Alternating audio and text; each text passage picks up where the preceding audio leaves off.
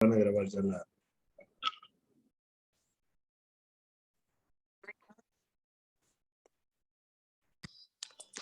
Ok, ¿sí me escucho bien? Bastante bien. Perfecto. Entonces, nosotros les vamos a hablar sobre el tema de electrofisiología cardíaca y pues estos son los integrantes de nuestro equipo. Igual no se los voy a mencionar, pero pues ahí están.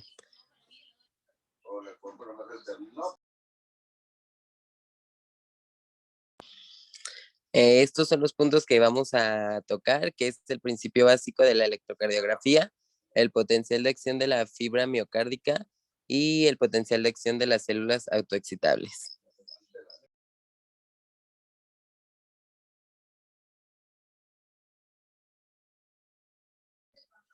Ok, para comenzar les diré lo que es el electrocardiograma, que es el registro gráfico de los potenciales eléctricos generados por el corazón. En él se estudian las variaciones de voltaje con relación al tiempo, en relación al tiempo. Y este lo que hace es que registra la actividad de la corriente eléctrica que se desarrolla en el corazón durante pues cierto tiempo. Mm, y un electrocardiograma normal no excede de los 30 segundos, más o menos.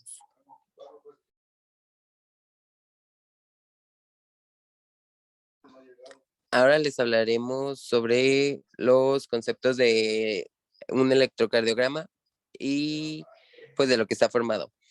El electrocardiograma está formado por una onda P, un complejo QRS y una onda T. En la onda P es producida por los potenciales eléctricos que se generan cuando se despolarizan las aurículas. Eh, bueno, más adelante en una imagen les vamos a explicar dónde se encuentra la onda P, el complejo QRS, la onda T y la onda U. En el complejo QRS está formado por los potenciales que se generan cuando se despolarizan los ventrículos, que serían las ondas de despolarización.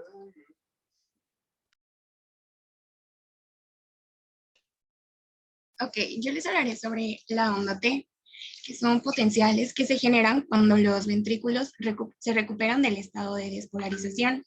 Es una onda de repolarización.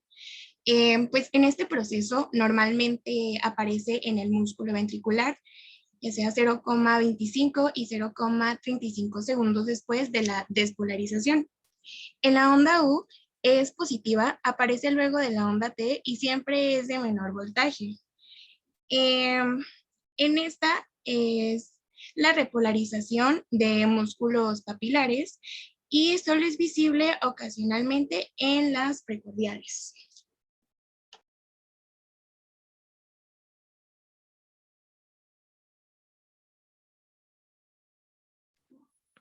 Pues ahí podemos observar la imagen de un electrocardiograma como que normal, en donde se puede observar la onda P, que por lo regular siempre es positiva, el complejo QRS, que Q casi siempre es negativo, este R, que es positivo, y pues nomás cabe mencionar que la onda R aumenta en largo, o sea, por cada precordial.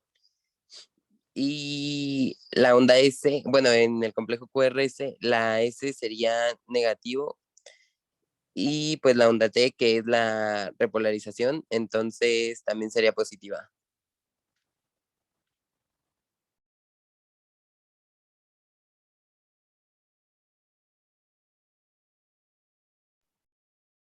Ok.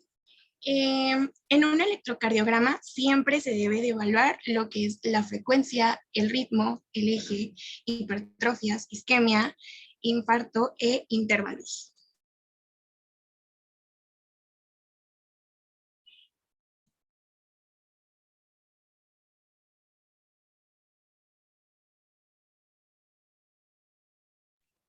Ok, comenzamos con la frecuencia, que esta pues es el número de latidos por minuto del corazón. La normal se encuentra de los 60 a los 100. Menor a 60 se le considera ya bradicardia, que como ya sabemos es el ritmo cardíaco más lento de lo esperado. Y por lo regular o sea, las causas de la bradicardia puede ser por alto nivel de entrenamiento o por efectos secundarios de medicamentos, entre pues otras cosas. Y está lo opuesto, que sería la taquicardia, que va arriba de los 100, que pues como ya sabemos sería el ritmo cardíaco rápido, y este se puede deber también al ejercicio, como al miedo, a la ansiedad, el estrés, el enojo, entre, o sea, muchos factores.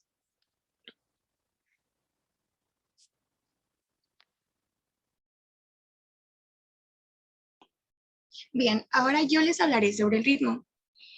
Hay que definir el ritmo cardíaco como la asociación de los latidos del corazón.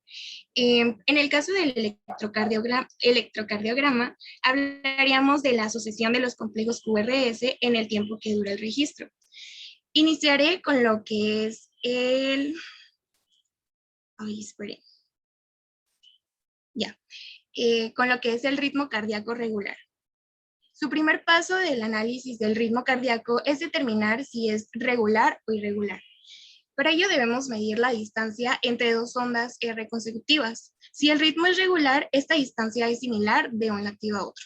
También tenemos el ritmo sinusal normal, que es el ritmo normal del corazón. Es producido el nodo sinusal que estimula a ambas aurículas pasando por el nodo auriculoventricular y conduciendo a los ventrículos por el haz de His. Tenemos la taquicardia sinusal, que normalmente no traduce una afección cardiológica. Aparece en personas sanas con la actividad física. También aparece secundaria a enfermedades que requieren un mayor consumo de oxígeno del organismo, como infecciones, shock o infarto de miocardio. Por último, tenemos la bradicardia sinusal. Esta no quiere decir que es una patología cardíaca. Eh, es frecuente observarla en los deportistas y en los pacientes con tratamiento con fármacos que enlentecen la frecuencia cardíaca.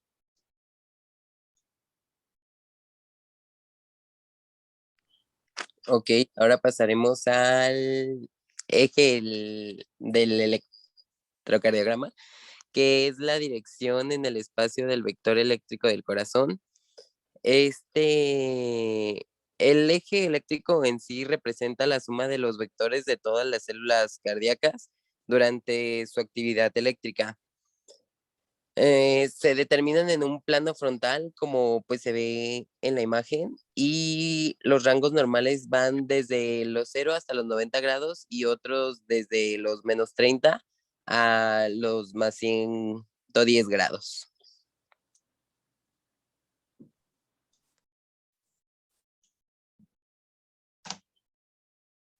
Bien, ya yo les hablaré sobre las hipertrofias. Voy a iniciar con la hipertrofia ventricular izquierda, que es el agrandamiento y engrosamiento de las paredes de la cavidad del bombo principal del corazón, que es el ventrículo izquierdo. Esto se debe al aumentar la masa muscular del ventrículo, que produce un mayor voltaje de la onda R en las derivaciones precordiales izquierdas y una onda S profunda en las derivaciones precordiales derechas. En el ventrículo derecho es el engrosamiento de las paredes del ventrículo derecho secundario a una sobrecarga crónica de presión. Esta causa un desplazamiento del vector del complejo QRS hacia la derecha y anteriormente. También provoca con frecuencia un retraso en el pico de la onda R en las derivaciones precordiales derechas.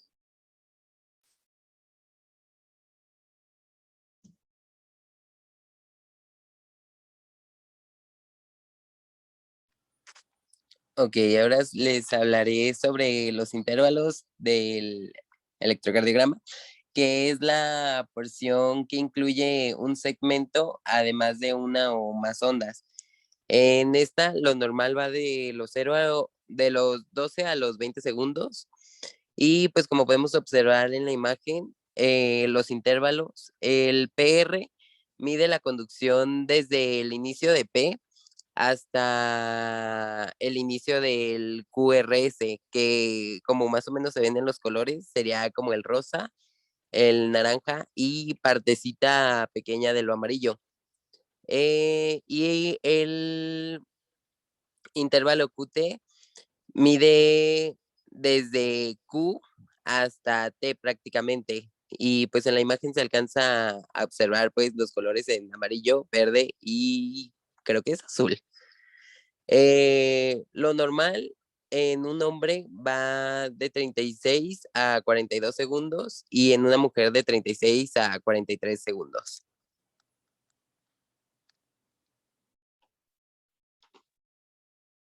Bien, ya por último les hablaré sobre isquemia e infarto. El patrón de isquemia miocárdica en el electrocardiograma es una alteración de la repolarización en la que se ocasiona el descenso del segmento ST y la negativización de la onda T. Por otro lado, el infarto en el electrocardiograma durante un infarto agudo del miocardio presenta cambios progresivos según aumenta el tiempo de duración del infarto. La principal alteración en los primeros momentos es el ascenso del segmento ST en al menos 2 derivaciones contiguas.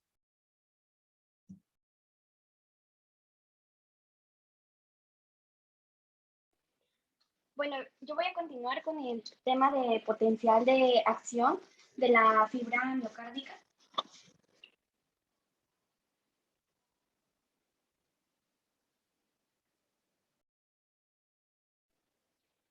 Para comenzar, pues sabemos que el corazón es un órgano muscular y este se encuentra ubicado en la cavidad torácica. Este consiste en dos bombas.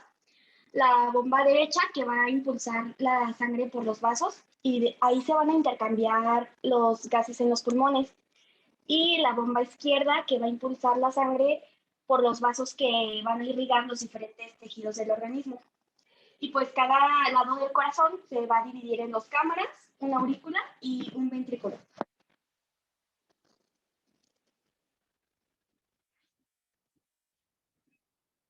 Pues como sabemos, para que se desarrolle una respuesta contráctil, primero deben generarse una respuesta eléctrica en la membrana y a esta respuesta le vamos a denominar potencial de acción cardíaca.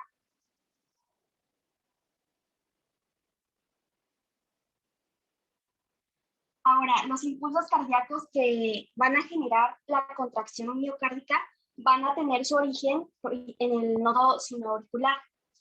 Este se ubica en la aurícula derecha y es donde se va a producir el potencial de acción a través de los haces internodales y van a llegar hasta el nodo auriculoventricular y es ahí donde se va a propagar el potencial de acción por las fibras de Purkinje hacia toda la superficie ventricular.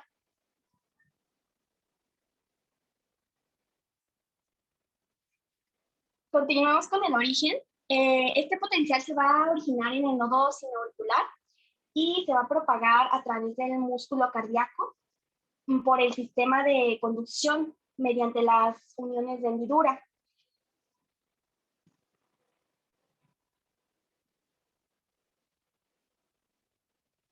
Bueno, vamos a continuar con las diferencias del potencial de acción de acuerdo a su ubicación. El potencial de acción cardíaco va a diferir de forma significativa en diferentes porciones del corazón. Esto va a ser dependiendo de la cinética de los canales que tengan las células en cada una de las regiones. Y aquí tengo una tabla en donde se divide de cardiomiocitos de las paredes auriculares y ventriculares y las células marcapaso del tejido de conducción.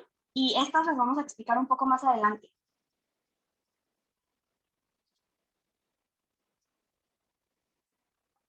En esta diapositiva tenemos la representación de cambios en la permeabilidad de la membrana.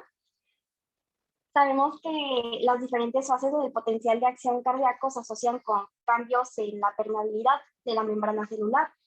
Entonces esto va a producir corrientes iónicas que van a modificar el voltaje de la membrana, como se observa en la imagen.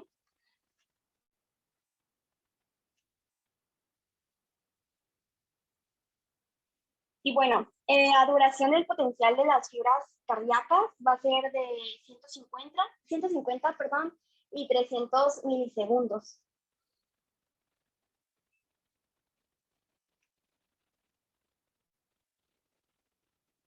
Hay dos variedades que se pueden diferenciar notablemente en el potencial de acción, las cuales son el potencial marcapasos o potencial de acción de las células de respuesta lenta, y la otra va a ser el potencial de las fibras de trabajo o las de células de respuesta rápida.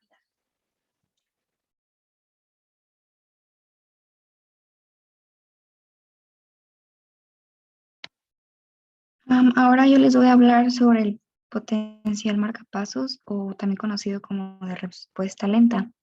Este potencial de acción cardíaco va a diferir de forma significativa en diferentes porciones del corazón, pero esto depende de la cinética de los canales que van a tener las células en dichas regiones del corazón. Un ejemplo en este caso es en que en las células el marcapaso del tejido de conducción de la fase 0, ahorita les voy a explicar qué es esto de la fase 0, va a ocurrir a menor velocidad. A esto es a lo que se le conoce como las células de respuesta lenta. Los nodos. Ok, aquí en las células del nodo sinusal y nodo auriculoventricular, el potencial de membrana en reposo no va a mantener un valor estable. Esto se va a deber porque va a presentar una serie de fluctuaciones rítmicas que van a dar lugar a una generación más automática y rítmica en el potencial de acción.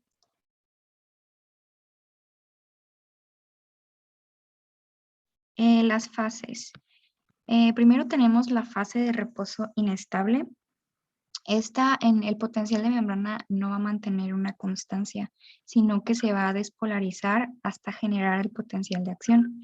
Aquí la apertura de canales para los cationes va a permitir que entren cargas positivas, y gracias a estas cargas positivas se va a despolarizar de manera más lenta hasta alcanzar el umbral.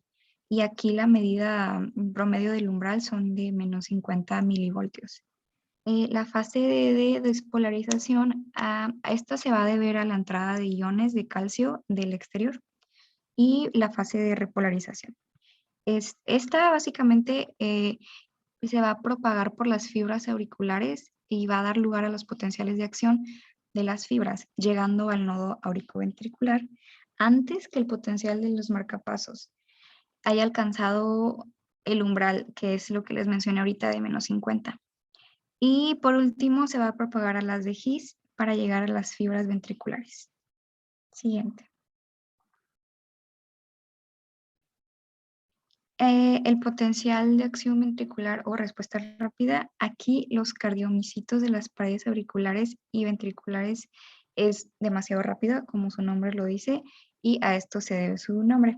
Pero aquí lo esencial es que sepan que son los cardiomiocitos de las paredes auriculares y ventriculares los que hacen que esta acción ventricular se dé rápidamente.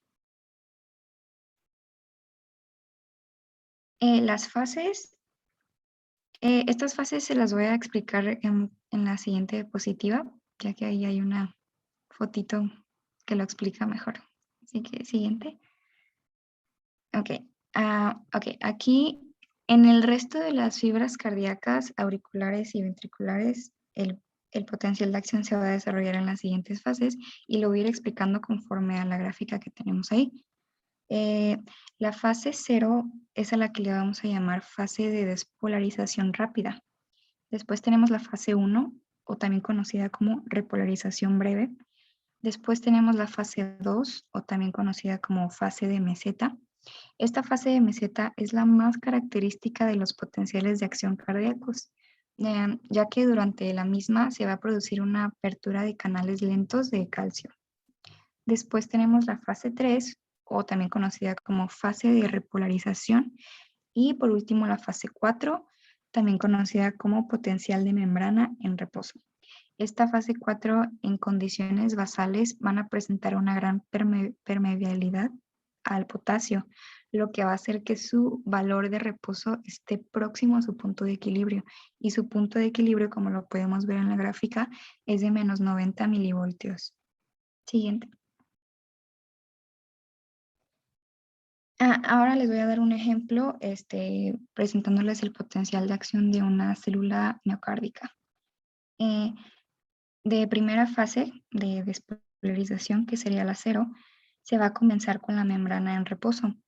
Esta se va a despolarizar abriendo canales de sodio que se van a regular por voltaje en la misma célula. Después vamos a tener la repolarización inicial, que va a disminuir la corriente interna de sodio a la célula y va a comenzar una corriente de manera fuera del potasio. Y la meseta 2, que es la siguiente fase, va a producir una corriente interna de calcio por los mismos canales lentos y se va a equilibrar con la difusión de sodio. Esto va a ser por fuera de la célula. Después tenemos la fase número 3, que es la repolarización. Aquí la corriente de sodio hacia afuera de la célula se va a volver mayor por la misma apertura de los canales de sodio, que son muy sensibles al voltaje, y la entrada del calcio se va a eliminar. Y por último tenemos la cuarta fase, que es la potencial de membrana de reposo. Aquí para finalizar se van a estabilizar los potenciales de la membrana. Ambas cargas dentro y fuera de la célula van a estar equilibradas hasta el otro impulso excitatorio. Siguiente. Y les voy a explicar qué es el periodo refractario. Este se divide en dos, que es el periodo refractario absoluto. Este va a abarcar el tiempo desde que inicia la fase 0 hasta casi la mitad de la fase 3 y su término medio es de unos 200 milisegundos, aproximadamente eso es lo que dura. Y el periodo refractario relativo va a abarcar el tiempo restante hasta que la membrana se ha repolarizado por completo. Esta tiene una duración de unos 50 milisegundos y va a haber una recuperación de la excitabilidad. Esto porque se pueden generar potenciales de acción si el estímulo llegara a ser muy fuerte. Siguiente. Aquí el potencial de acción va a iniciar en el nodo sinusal. Este se va a extender por todas las fibras cardíacas según la secuencia coordinada descrita en el sistema de conducción. Puede apreciarse un retraso temporal producido en el nodo auricoventricular y la rapidez con el que potencial se inicia en todas las fibras ventriculares. Y esta despolarización permite que la contracción se desarrolle de igual manera y al final que el corazón pueda funcionar como una bomba, que es como lo conocemos normalmente, y se pueda realizar ese latido normal que conocemos.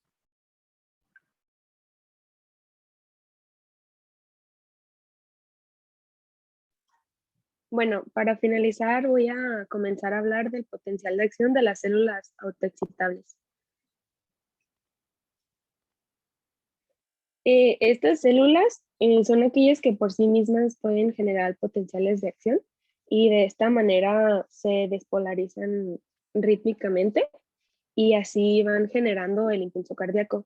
Estas se dan en el nodo sinusal y en el nodo auriculoventricular.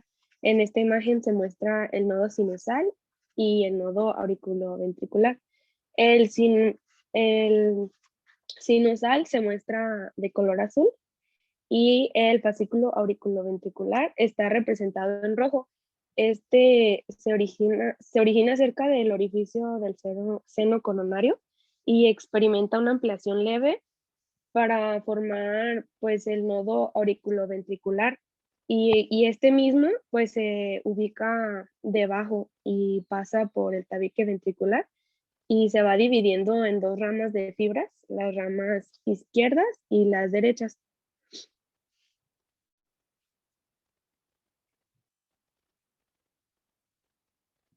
Las células autoexcitables también se les puede llamar células marcapasos y tienen canales iónicos especiales que se activan cuando la célula se repolariza. Cuando el potasio sale de la célula, se repolariza el potencial y se va activando de nuevo los canales de sodio y a su vez esta nueva despolarización hace que entren los iones de calcio y en estas células no hay un potencial de membrana en reposo, sino que en cuanto la célula se recupera, vuelve inmediatamente a excitarse.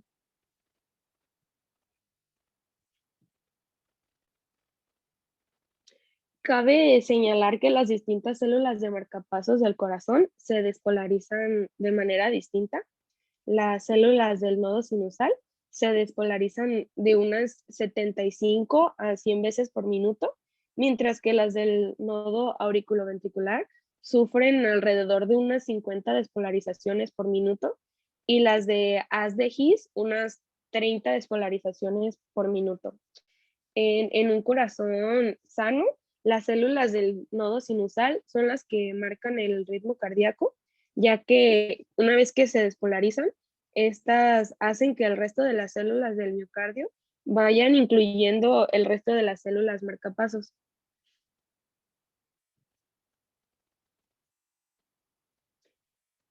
Hay 3 etapas principales en la generación de un potencial de acción en una célula marcapasos, ya que estas etapas son análogas a la contracción de las células del músculo cardíaco y se utilizan los mismos nombres. Es la fase 4, que se refiere al potencial del marcapasos, la 0, que viene siendo el movimiento ascendente, y la fase 3, que es la repolarización.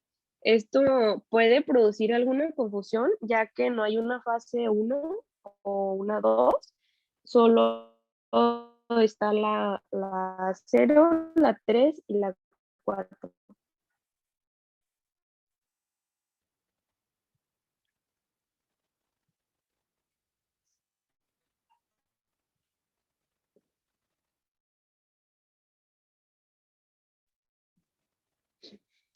Bueno, según la importancia clínica, si por alguna razón el nodo sinusal deja de funcionar, la ¿Sí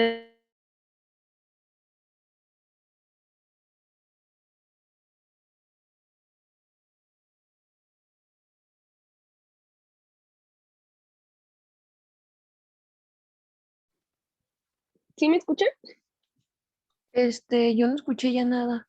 No, definitivamente la ¿Normal? importancia clínica no se escuchó. No se escuchó la importancia clínica. ¿Me escuchan bien? Ahora sí, Ya. repítelo, por favor.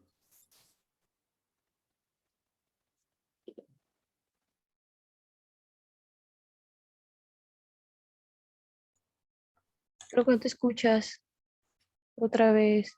Alguien mándele un WhatsApp y dígale que no se escucha, por favor.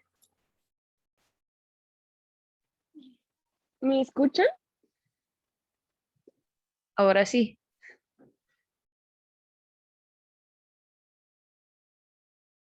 Ya no.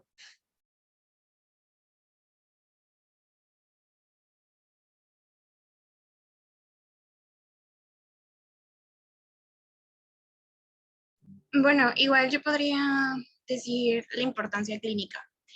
Si el nodo sinusal dejase de funcionar, las células del nodo auriculoventricular cogerían el relevo y serían ellas las que generarían el ritmo cardíaco. Si a su vez estas dejasen de funcionar, las células del His serían las encargadas de generar la frecuencia cardíaca. Un ritmo cardíaco de 30 pulsaciones por minuto no sería suficiente para el funcionamiento normal del corazón. Profe, ¿ya se escucha? Recording in progress. Sí, totalmente. Igual,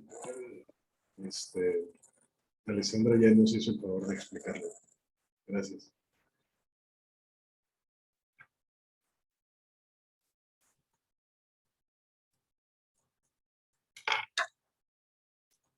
Súper. ¿Algo más que quiere agregar al equipo que expuso? Bueno, solo que sería todo de nuestra parte. Igual si tienen preguntas, pues espero que no, pueden hacérnoslas.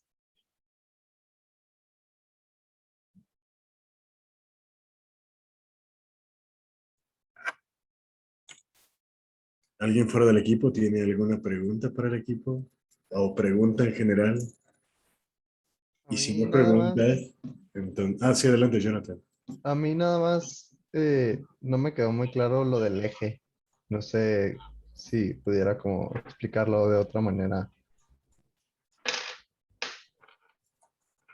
¿Quiere el equipo intentar explicar el eje?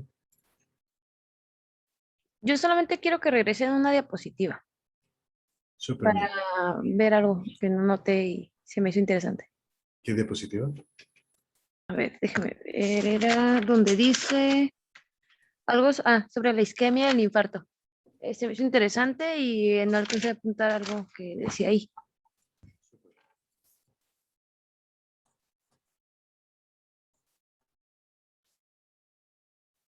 Porque de hecho usted ya había tocado este tema, ¿no? Bastante lo Así estuvimos es. viendo. Correcto. Y ahorita que ellos lo explicaron, pues quedó un poquito más claro también. Como que reforzó lo que usted ya nos había explicado. Súper bien. Entonces, la pregunta fue si el equipo quisiera tratar de explicar el eje, a grosso modo, para qué sirve, es importante, no es importante. Igual yo lo voy a explicar, pero estaría cool si vieran, inclusive pueden utilizar la diapositiva para tratar de explicarlo y demás.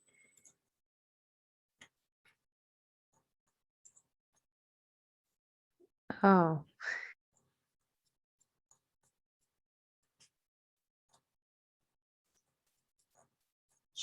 O quién hizo la pregunta, ¿por qué no te quedó claro? ¿O qué es lo...? Yo, Sí, o sí. sea, lo que no me quedó claro es, o sea, cómo, o sea, es que no entiendo cómo qué es el eje o cómo se lee o cómo se expresan, no sé, esos círculos como que, ¿O cuál es la función y demás? ajá, cuál es la función y eso.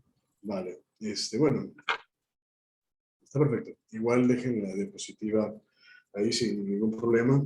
Yo lo iba a tomar como de mis puntos de comentarios como tal. Y antes de explicarlo como tal, eh, me gustaría que independientemente de sus dudas de, de profundidad con respecto a la teoría de electrocardiograma, etcétera, me gustaría que dieran comentarios al equipo de forma y demás, y luego pasamos a los detalles más finos, ¿de acuerdo? Entonces, ¿le podría dar a alguien feedback al equipo, por favor?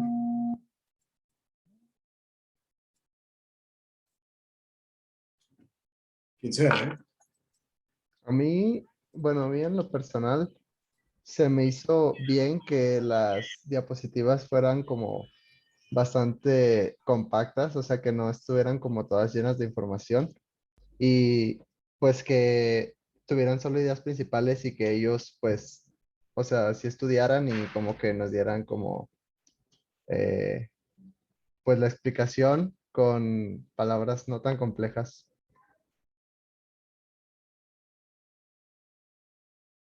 Perfecto. ¿Alguien más que quiera darle feedback positivo o, entre comillas, negativo, slash constructivo al equipo que expuso? Porque también se A mí vale. la verdad, perdón. Adelante, Adri, y luego Elizabeth. Solo iba a decir que se me hizo muy buena la exposición. Creo que lo resumieron bastante bien y que lo explicaron muy claro. Entonces, bueno, creo que solo es mi comentario. Súper, gracias, Adri. ¿Y Elizabeth? De hecho sí, también. A mí me agradó bastante la exposición. Fue muy fácil bueno, no así como que facilísimo de entender, ¿verdad? Pero sí estuvo muy bien, la verdad, no estuvo tan cargada de información, se fueron a puntos clave. Tal vez también como ya habíamos tocado el tema un poquito con usted, pues no se me dificultó tanto. Y le digo, me gustaron, de hecho me gustó mucho la temática de las diapositivas. Y solamente que, bueno, ahorita no sé si usted podría explicar un poquito sobre cómo se lee el electrocardiograma, perdón, o al menos poner un ejemplo que usted haya visto, que ya sí, que lo haya vivido. Por supuesto que sí, agradezco todos los comentarios. Quiero pensar que también el equipo está agradecido con los mismos y sobre todo porque a veces estamos tan acostumbrados a solo criticar a los que están enfrente sabiendo que ya conlleva un gran reto el estar parados entre comillas, porque todos estamos sentados en este momento, claro, pero analógicamente el estar al frente de una exposición no es fácil, ¿no? Entonces, creo que si algo hemos aprendido en fisiología es el feedback, y aplica para todo, ¿no? No solamente para las partes fisiológicas per se, sino el feedback a lo que hacemos en el día a día, ¿vale? Entonces, a mí también me gustó la exposición, digo, yo las revisé todas, entonces todas me gustan como tal, y no tengo comentarios de forma per se, entonces lo que sí voy a agregar a mis felicitaciones es lo que hizo Alessandra. Yo el día de ayer les comentaba que uno de los puntos que deben de pulir, aprender, si es que no lo tenían, es a improvisar, ¿no? Y que a final de cuentas, no solo el equipo, así como hizo Alessandra de improvisar la última diapositiva, por lo que sea, que hubo un problema de comunicación con el micrófono, con el internet, lo que sea, no pasa nada. En teoría, todo el equipo debiese conocer la temática, y si sabían qué temática íbamos a ver, pues también. Imaginemos que en una catástrofe mundial todos los del equipo perdieron la conexión a internet porque estaban en la misma casa o estaban en Cutonalá y llovió y no tenían internet.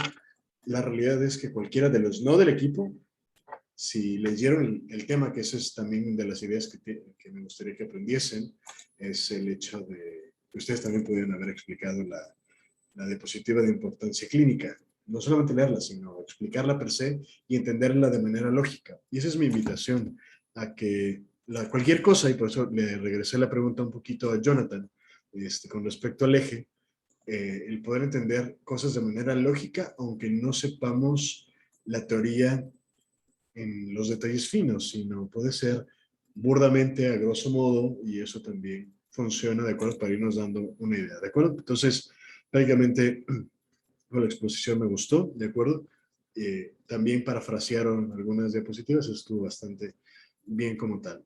Saber, y esto va para todos como siempre, el ejercicio que estamos haciendo es un ejercicio que se hace a nivel doctoral. Cuando expones en un auditorio tu tesis doctoral como tal, frente a puros doctores en ciencias y estudiantes de doctorado, y que evidentemente es a puerta abierta, todo el mundo tiene la invitación y la responsabilidad de criticarte o darte feedback, en este caso, ya sea positivo o negativo, nuevamente entre comillas, como tal, de forma, fondo, manera de explicación, etcétera, ¿de acuerdo? Entonces, quiero felicitarlos porque de manera indirecta, y aunque no lo supieran y ahora lo saben, les estoy haciendo un ejercicio a nivel doctoral, entonces felicidades por atreverse a eso, ¿no? Y permitirse ser criticados y permitir estos feedbacks como tal, ¿no? Entonces, felicidades también. Por eso a todos, a los que ya expusieron y a los que van a exponer, ¿no? Entonces, como les dije, a mí me gusta llevar a mis grupos un poco más a fondo y ustedes lo han permitido aún más, ¿no? Entonces, felicidades también. En fin, antes de pasar al eje, dejen ahí la diapositiva un poco, o si no, ahorita la regresamos. Me parece adecuado que hayan colocado de alguna manera un orden o algunos puntos importantes con respecto al electrocardiograma y la lectura del mismo, ¿de acuerdo? Ustedes pusieron frecuencia, ritmo, eje, hipertrofia, isquemia, etcétera, ¿cierto? Voilà. La realidad es que no está mal, pero podemos ser mucho más puristas, mucho más finos a la hora de leer un electrocardiograma. Recordaremos la diapositiva y si pueden ponerme la diapo que Kevin puso, donde había un electrocardiograma normal, entre comillas. ¿Podrían? Gracias. Perfecto. Esto es, sí, es el anterior, es perfecto. Esto es solamente una pequeña partecita de lo que sería un electrocardiograma entero como tal. De hecho, tienen habilitado internet. ¿Pudieran meterse a Google Chrome y buscar un electrocardiograma normal? Por favor. Tienen internet, ¿no? Si son tan amables. Si no, pues yo lo busco, no hay ningún problema. El punto es que podamos ver un electrocardiograma normal per se, y por qué quiero ver no solamente esta parte del detalle. Nos ejemplifica el cómo se vería un pequeño complejo entero de ondas complejos per se y al final de cuentas las ondas, los intervalos, etcétera, de un electrocardiograma normal, pero esto es como una pequeñísima parte del electrocardiograma. No sé si ya lo están buscando y si no, puedo buscarlo yo. Sí, ya, profe. Entonces, ¿pueden abrirlo, por favor? Sí, voy. Sí, gracias. Sobre todo para que cuando lleven algún taller de electrocardiografía per se o que lleguen a fisiopatro y demás, puedan seguir los pasos adecuados para poder interpretarlo, ¿de acuerdo? No sé si pudiera dejar de presentar el equipo o... Ah, gracias. Perfecto. Y después volvemos a sus diapositivas. ¿Sí se ve?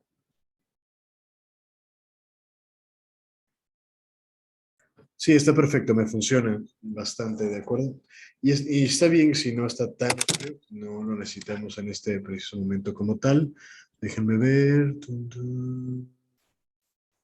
Fíjense, ¿lo pusiste como electrocardiograma normal?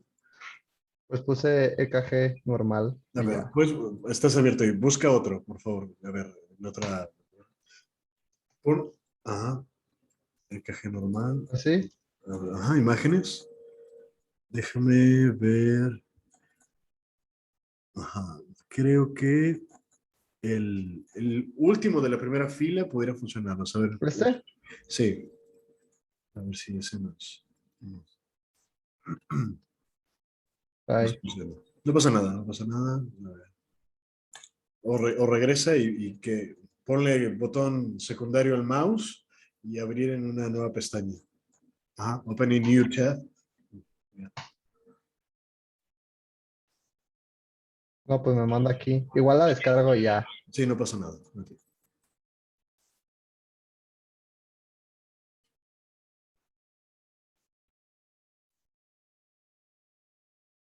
A ver. Y porque creo que vale la pena tener los ejemplos como tal. Vamos a ver si nos permite. Bueno, el punto es, mientras nos pone la imagen, que está bien el orden que pusieron ustedes. Ese sí es un electrocardiograma normal y el otro no lo era. De hecho, el otro tenía una onda T en B1 positiva y normalmente B1 y B2 normalmente deberían ser negativas porque va alejándose del potencial de acción desde las precordiales que va de B1 a B6 y va transformándose en ondas positivas que serían las de... ¿Mi mouse se alcanza a ver? ¿Señalando, sí o no? No, profe, bueno, yo no lo veo. No. Ok. Trata de apoyarme a señalar, si eres tan amable, B1, yo te apoyo. Ajá. Baja ligeramente hacia B1, baja ligeramente. Recuerden el complejo QRS, ¿no? Que son como las espigas. Un poquito más a tu derecha.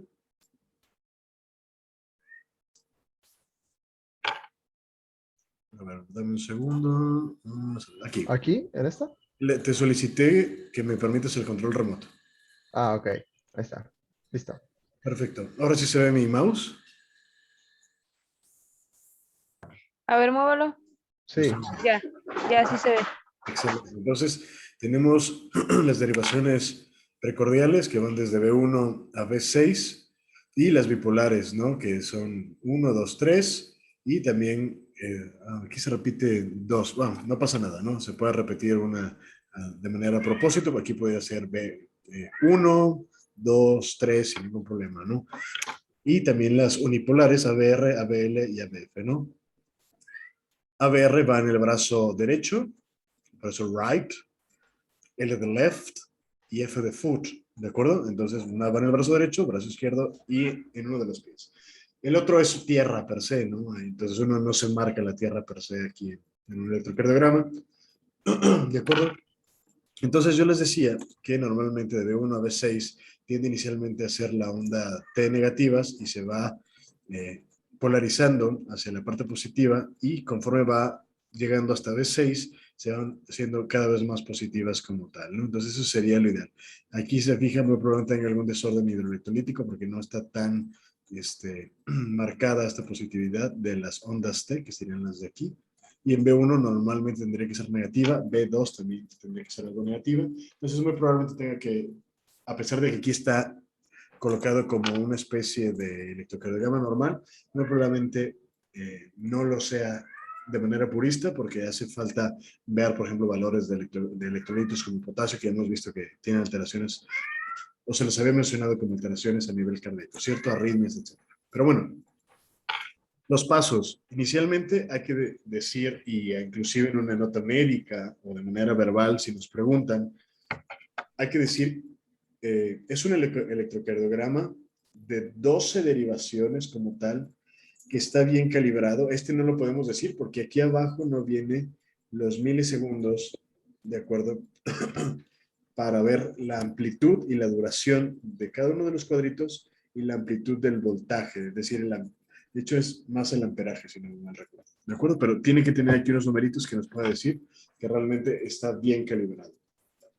Todos los electrocardiogramas, para que sean válidos, tienen que tener sí o sí el nombre del paciente, aunque sea ficticio en este caso, porque es un ejemplo, ¿no? Del electrocardiograma o de la página donde sacaron.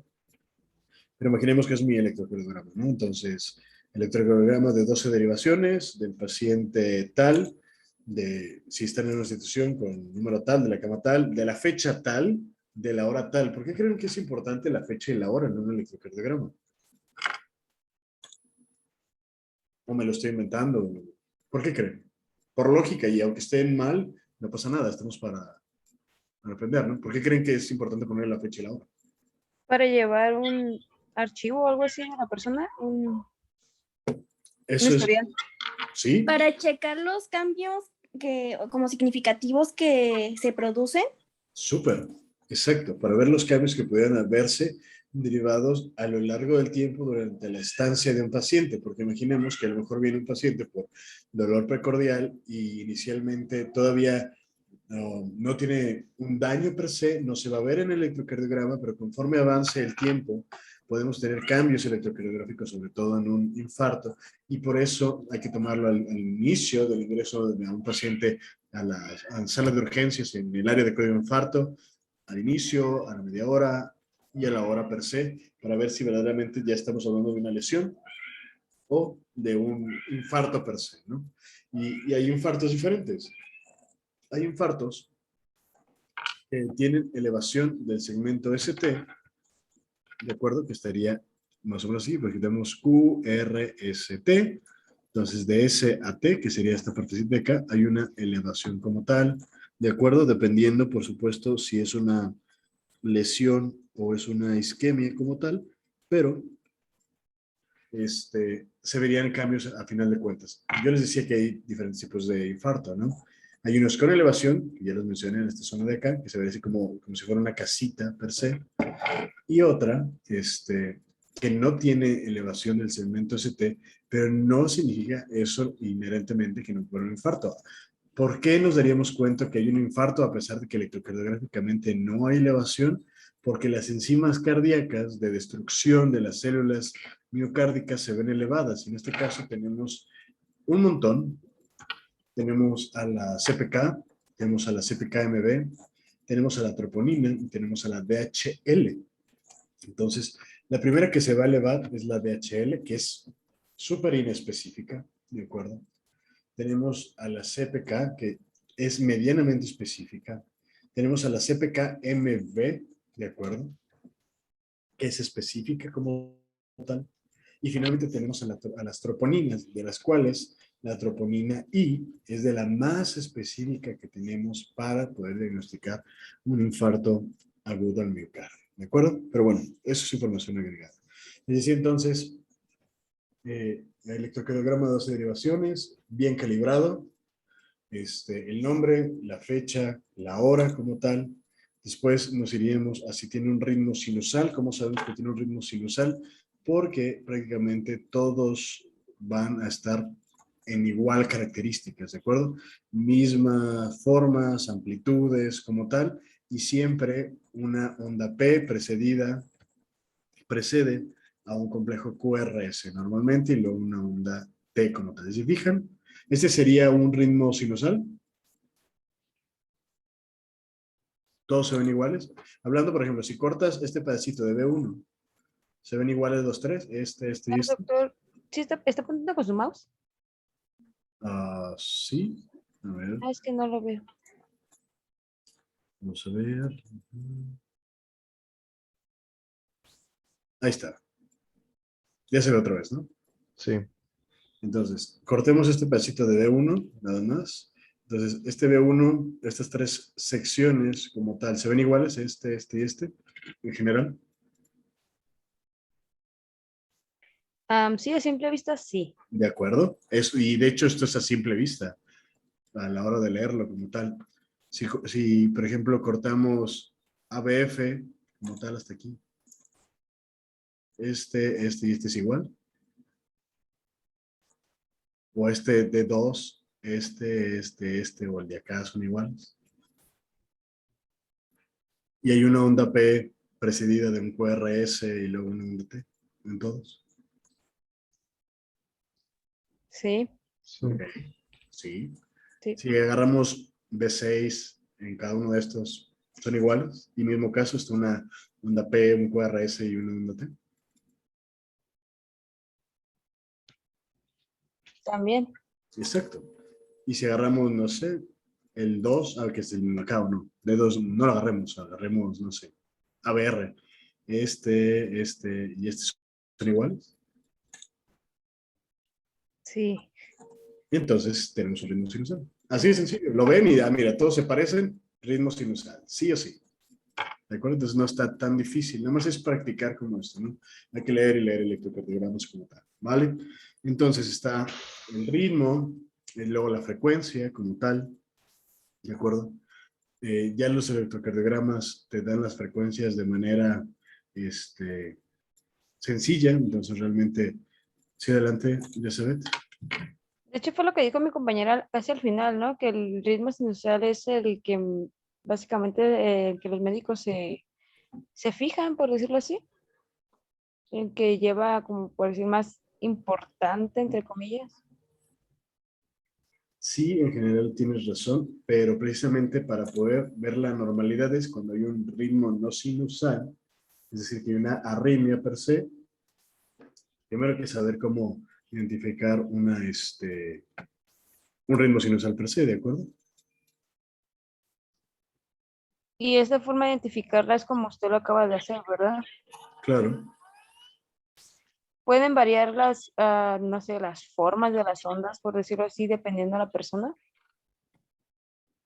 No, bueno, O todos tenemos que llevar depende. como un ritmo similar. No, todos llevan un ritmo similar. O sea, el ritmo significa que vaya una onda P, un QRS y una onda T per se. Eso es el ritmo per se, ¿de acuerdo? Que es diferente a la frecuencia, es decir, a la cantidad de latidos por minuto que pudiera haber en un electrocardiograma, ¿de acuerdo? Y en ese sentido, existen, por ejemplo, luego técnicas muy específicas para poder sacar la frecuencia cardíaca de manera manual, pero, a ver, vamos a intentar sacar una. 1, 2, 3, 4, 5, 6, 7, 8, 9, 10, 11. Voy a repetir.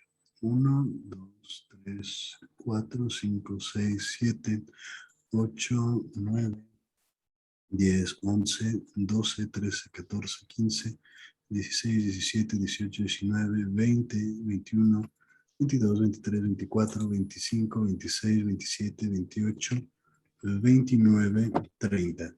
Tenemos que contar 30 cuadros grandes y dentro de esos 30 cuadros grandes tenemos 1, 2, 3, 4, 5, 6, 7, 8 intervalos QR, ¿cierto? ¿Les contaron? 1, 2, 3, 4, 5, 6, 7, 8, ¿cierto? ¿Sí me están siguiendo? Que conté Sí. 30 cuadritos como tal y luego conté cuántos complejos QRs había dentro de esos 30 cuadritos. Sí. Los cuentan y luego lo multiplican por 10. ¿Y cuánto saldría? 80. Entonces tiene una frecuencia cardíaca de 80. Así de sencillo. Y ya saben sacar la frecuencia cardíaca en el electrocardiograma. Hay formas aún más específicas, pero creo que, grosso modo, no es que nos hagamos cardiólogos o funcionólogos, así, podríamos ver otras maneras, pero creo que lo básico está perfecto, ¿no? Cuentan 30 cuadritos, ven cuántos complejos QR están dentro de ese intervalo de 30 cuadritos y lo multiplican por 10 y tienen la frecuencia cardíaca. ¿Quedó claro? Es de Sí. QR, ¿verdad, doctor? Así es. Y lo ideal es que se fijen en que una onda R quede exactamente en la línea de estos cuadritos. ¿Se fijan? Podríamos tomarlo de aquí o tomarlo de acá, ¿cierto? O en este. En este no, porque queda como la mitad. Pero en este tampoco. Bueno, no, este sí. Queda exactamente en la línea del cuadrito, ¿cierto? Entonces, donde caiga un complejo QRS, pero específicamente la onda R caiga en una línea, ahí podemos empezar a contar cada uno de los cuadritos. Contamos 30, vemos cuántos complejos QR están dentro de él y se multiplica por 10 y sacamos la frecuencia cardíaca. Y listo, se están haciendo expertos en leer electrocardiogramas en segundo semestre. En fin. Ok. Después de la frecuencia cardíaca hay que ver el eje per se y entonces, ahora sí, ahorita nos regresas la... Bueno, déjalo así. El eje per se nos sirve para ver si el corazón está en una posición normal. Recordamos que el corazón está hacia abajo, hacia el frente y hacia la izquierda, ¿cierto? Normalmente la punta, el ápex del corazón, anatómicamente hablando. Y el eje se refiere a eso, a la posición en que ese ápex está dirigido como tal. Entonces puede estar aproximadamente, habían dicho ustedes, entre menos 30 y 90 grados, ¿cierto? Cualquiera de esa posición entre menos 30, que nos hablaría que está un poquito más hacia elevado, y 90, que está un poquito más hacia la derecha o hacia abajo, de todos modos es considerado normal. Cuando se pasa hacia un lado o hacia el otro, estamos hablando de alguna manera que existe una hipertrofia. Si está a la izquierda, pues probablemente tenemos una hipertrofia del lado izquierdo y significa que tenemos un corazonzote como tal, ¿de acuerdo? Entonces ya hay inclusive algunas gráficas, que a lo mejor no es necesario que se las aprendan, pero saber que hay gráficas muy específicas donde tenemos, por ejemplo, la derivación 1 y ABR o 2 versus ABL, y 3 versus ABF como tal, y nos dice, por ejemplo, si A1 está positivo como tal con respecto a la onda R per se, y en la ABR está la onda UR, la S hacia abajo, entonces suman los cuadritos, o literalmente hay una gráfica que dice, si este está para arriba y este está para abajo, es un eje normal, ¿no? O si los dos están para arriba, está desviado a la derecha. Si los dos están para abajo, está desviado a la izquierda como tal, ¿no? Y ambas nos hablan de hipertrofia ventricular como tal. Ese es el meollo de la importancia del eje en un electrocardiograma. No sé si respondí tu pregunta de cuál es la importancia, Jonathan, del eje o para qué sirve y demás. Sí, doctor, gracias. Súper. Entonces tenemos el eje, tenemos también el complejo, el intervalo, mejor dicho, PR, que si tenemos, por ejemplo, utilicemos, pues cualquiera, de aquí, del P, que estaría aquí, al R, que estaría acá. Entonces normalmente esto tiene que medir entre 0.12 y 20, ¿cierto? Si está más alargado, estamos hablando de que existe un bloqueo, que también era de mis puntos a tratar. Existen 3 grados de bloqueo auriculoventriculares. ¿Cómo sabemos que es un bloqueo auriculoventricular? Porque evidentemente, si sabemos que P habla de la despolarización de las aurículas y el QRS habla de la despolarización de los ventrículos, entonces este lapso, que sería esta como, a ver si podemos tener, como este lapso, esta pequeña línea eléctrica, es el intervalo entre que se despolarizan, esto se repolariza, porque ya hemos visto que la repolarización ventricular no se ve porque está detrás y superpuesto,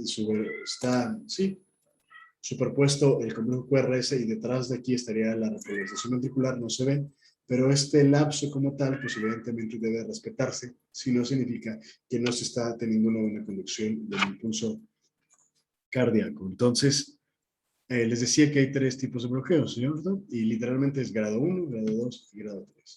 El grado 2 se divide en 2 a su vez, MOVITS 1 y MOVITS 2, ¿no? En el grado 1, como tal, solamente hay un alargamiento de entre línea eléctrica entre el P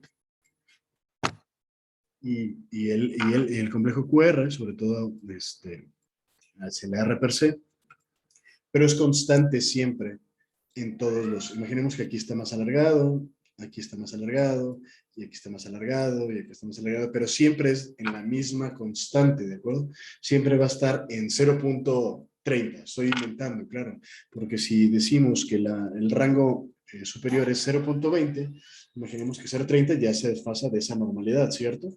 Pero en todos, en B1, en B4, en la BF, en todos vamos a tener más alargamiento, todos en la misma dimensión. Y eso es bloqueo de primer grado, ¿de acuerdo?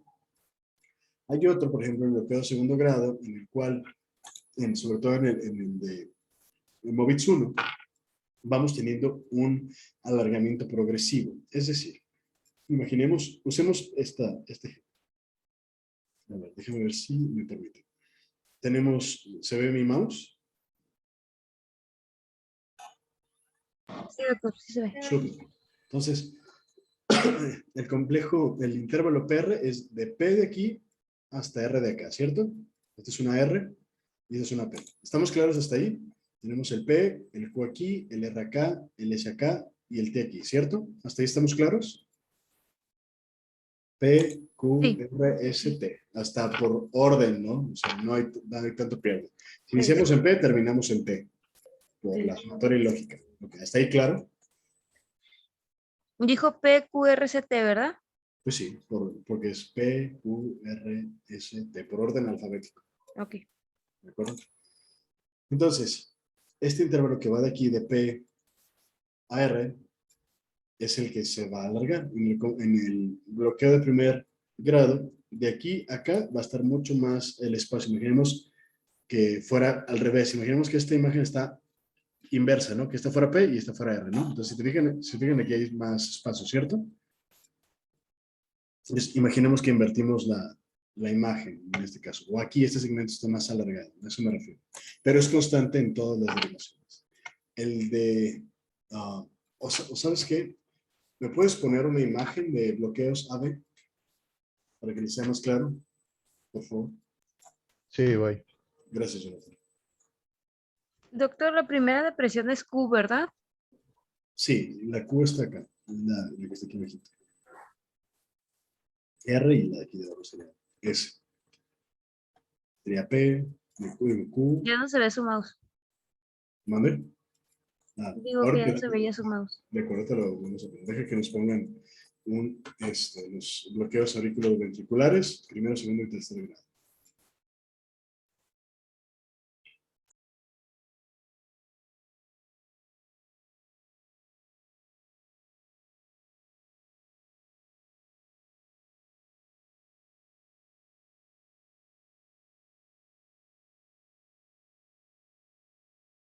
Hasta el momento, ¿alguna duda que tengan antes de continuar?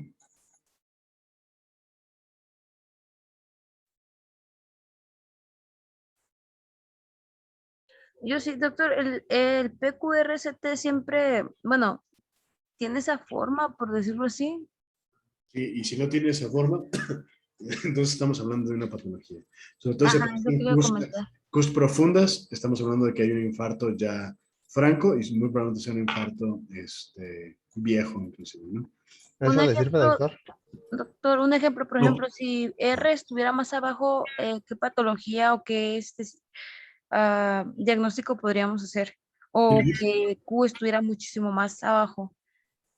Es que Q per se nos va a hablar de infarto per se. En el R más disminuido habla de que no hay una convulsión tan elevada, puede hablarnos inclusive de algún tipo de bloqueo de rama, ¿de acuerdo? Entonces, pero se compensaría con una QR, con una S mucho más amplia, porque la S va a tratar de compensar. Imaginemos que R, QR, si R habla de una de las ramas de las de GIS y la S de la otra rama de las de GIS, entonces si en una no conduce, la otra va a tratar de tomar la batuta y se va a agrandar para poder tratar de despolarizar como marcapasos el resto de las células mecánicas.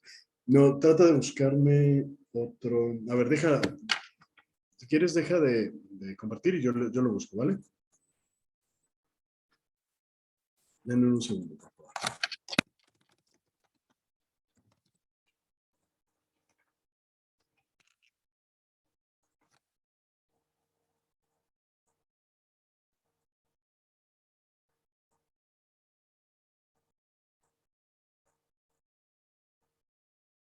Vamos a ver, creo que está disponible.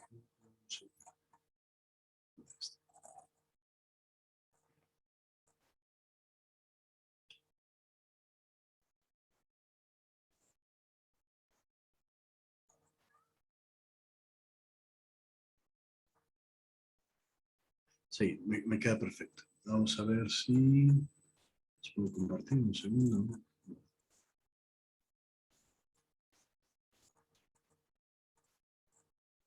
¿Todo el mundo ve mi pantalla? Sí, Sí. sí, lo podemos ver.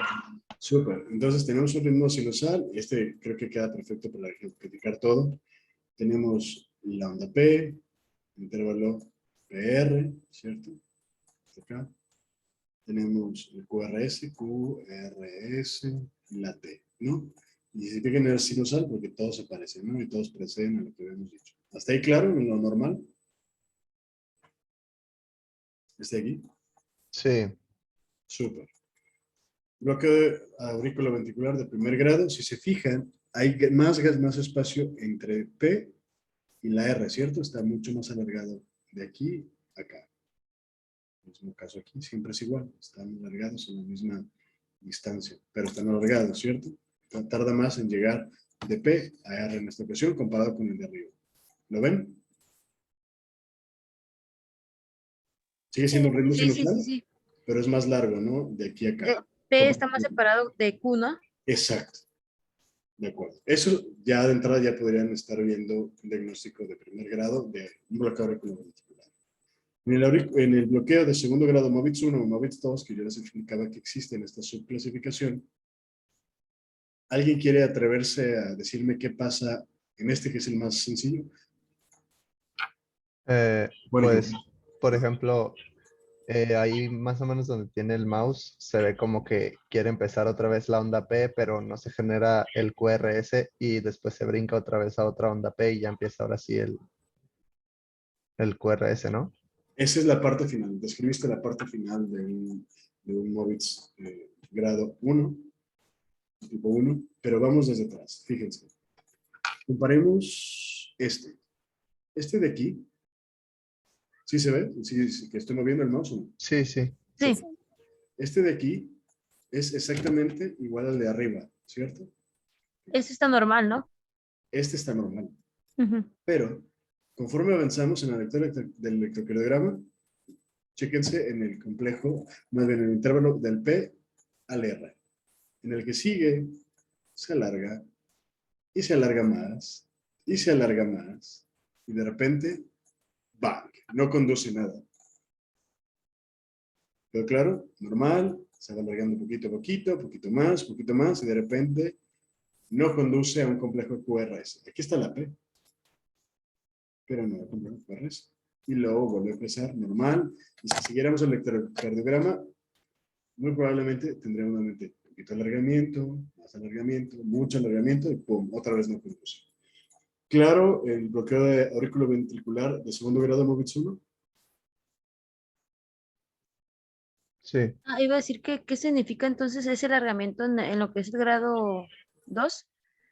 Todo lo que es Bloqueo auriculoventricular. Todos son bloqueos. bloqueos. No está conduciendo la actividad eléctrica de las aurículas a los ventrículos de manera adecuada. No sé si respondí tu pregunta. Sí, de hecho sí. Súper. ¿Qué pasa en el MOVITS 2? ¿Alguien se quiere atrever a...? Estamos para equivocarnos, ¿no? ¿Qué ven? es igual al MOVIX 1. También hay un alargamiento bastante prolongado, ¿no? Pero igual se va alargando poco a poco, sí, no, porque... No, yo creo que es el mismo alargamiento en todos, pero de la nada ya no hay QRS. Felicidades, acabas de decirnos cómo se diagnostica un bloqueo auriculoventricular de segundo grado, MOVIX 2. De manera textual, no tengo nada que agregar. Hay un alargamiento, sí, constante, constante, constante, y de repente no conduce, ¿no? Y luego vuelve a estar alargado, alargado, alargado, y luego no conduce, ¿no? No es que se ¿Podría vaya decirse que es como un mini infarto en ese segmento, doctor? No, no, definitivamente no, es un bloqueo, no conduce. Solamente un bloqueo. Sí, todos son bloqueos, por eso tiene una mega B aquí. Bloqueo, bloqueo, bloqueo. Y acá también. De acuerdo, ¿alguien quiere tratar de explicar un bloqueo auriculoventricular de tercer grado? ¿Es igual a uno de primer grado, uno de segundo grado, 1 o 2? Porque sí, porque no. Lluvia de ideas. Eh, pues primero está como el primer onda P está como alargada y después empieza la onda P y hay un alargamiento mucho más largo y después hay alteraciones en la onda T y pues después no hay nada de alargamiento entre la P y la QRS y después hay un alargamiento grande y después está la onda T y la P muy pegadas, ¿no? O sea, hay un desmadre, ¿no? Ajá. Ese es un bloqueo. Cada quien va al ritmo que quiere. Aquí parece que va normal, o bueno, quizás aquí parece un De bloqueo. hecho, en algunas, profesor, no tiene P. ¿En cuál? Por ejemplo, en el segundo está como que muy atrás, ¿no? La P básicamente está, Entonces sí tiene P. bueno, sí, pero o sea, no tan junto a lo que es Q. Claro, Y en la tercera, P está demasiado cerca de Q. de hecho, vamos a ir mucho más profundo, ¿les parece? Aquí hay como si fuera un pequeño bloqueo de primer grado, ¿no? Hay un alargamiento per se, ¿no? Y luego, por ejemplo, aquí hay una P súper alargada, ¿no? Y luego que pudiéramos decir, si después de esto tuviéramos una aún más alargada y luego no conduce, sería un MOVIX 2, ¿no? Digo, un MOVIX 1. Pero no es el caso. Por ejemplo, aquí, si se fijan, estaría la T de este complejo, ¿no? Aquí está la P, aquí está el QR, y aquí debería estar selladita la T, ¿cierto? Como la de acá. Pero no, tiene como una mosca, ¿no? Aquí como un chichoncito. Esa es otra P, que está superpuesta a la T. Y entonces no conduce el QRS acá. Y luego acá está súper pegadito, y luego acá se vuelve a alargar. Como dije, es un desmadre, y P va, las aurículas van por un lado, los ventrículos van por otro, a veces se sobreponen, a veces no, a veces se alargan, a veces no, pero lo que sí sabemos es que no es un ritmo sinusal, ¿estamos de acuerdo? Dos levantaron la mano, primero vi Jezabel y la segunda persona, no sé quién sea, porque no me permite ver la segunda, pero Jezabel y luego la segunda persona. No, no, primero la primera, bueno, mi compañera Ornelas porque ella ya la tenía levantada antes que yo. Ah, bueno, no lo he visto, adelante. A mí me quedó la duda, ¿cuál es la diferencia entonces entre el MOVIX 1 y el MOVIX 2? Eso no me quedó claro. ¿Alguien quiere explicarle? Digo, se vale también decir, pues yo ya lo entendí, y si no, pues lo vuelvo a repetir. En este caso, pues parece que un complejo QRS desaparece y no llega a presentarse, ¿no? ¿En En cuál? el caso del grado 2. Exacto. Y pues en el grado 1 solo hay como que un distanciamiento entre la onda P de lo que debería ser lo normal. Y creo que es lo que entendí, no estoy seguro. ¿Entendiste bien? Nuevamente, primer grado, solamente hay un alargamiento, es decir, un periodo más largo de tiempo entre que se despolarizan las aurículas y se despolarizan los ventrículos. Creo que está más alargado esta línea. Normal, aquí está chiquito. Primer grado está alargado, pero en todos igual. Alargado aquí igual, alargado aquí igual, aquí alargado. Y siempre conduce a un QR. Aquí habría otro QRS. Y aquí habría otro QRS. Siempre.